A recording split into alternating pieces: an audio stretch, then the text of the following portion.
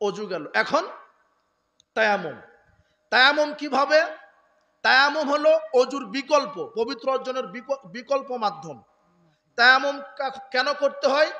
যদি পরিষ্কার পানি বা পানি নাই, পানি পাচ্ছেন না, সফরে গেছেন অথবা এমন জায়গায় কি নাই, পানি নাই, অথবা এমন জায়গাতে পানি আছে যেতে যেতে সালাত কাজা হওয়ার ভয় আছে, অথবা জীবন নাশের ভয় আছে, সাপ ভাল্লুক বাঘ বন জঙ্গলের মধ্যে পানি, ওখানে গেলে জীবন নাশকের ভয় আছে, পানি নেই, অথবা আপনি প্রচন্ড জ্বরে আক্রান্ত, ডাক্তার নিষেধ করেছে পানি স্পর্শ করা যাবে না, সেই ক্ষেত্রে কি করবেন?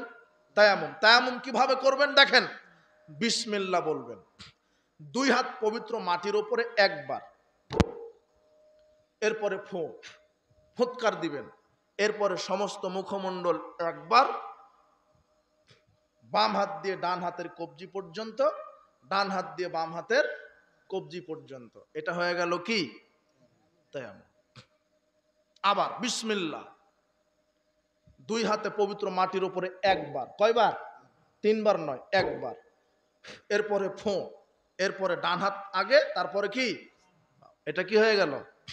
এরপরে অজু গোসল, অজু তায়াম্মুম এবং গোসল